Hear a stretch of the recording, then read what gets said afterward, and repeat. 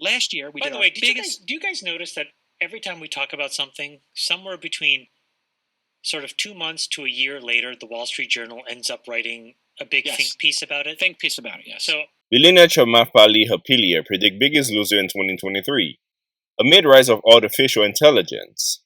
In a new episode of All In podcast, Chamath says that Google will suffer the most as artificial intelligence begin to make Google search function less relevant. So let me tell you my biggest business loser. Yes, please. I think that the biggest potential business loser this year is Google search, Ooh, as measured by stunning. pure profitability and engagement.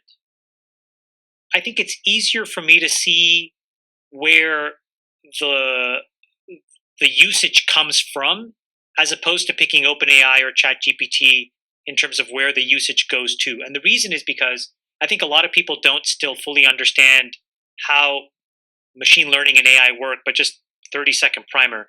There's two big buckets of work.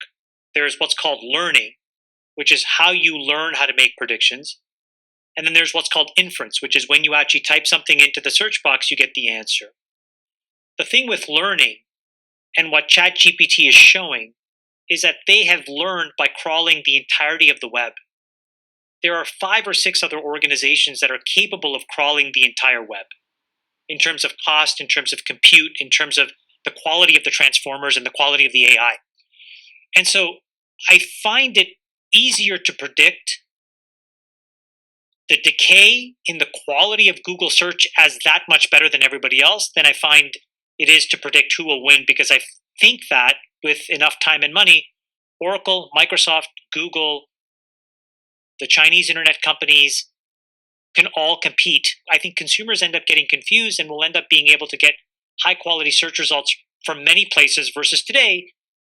You would only think that Google is the only game in town, quite honestly, for most people. The venture capitalists say that Google may not lose its spot as the top search engine in the world, but that it could still lose a sizable amount of usage as other sites arrive to the game.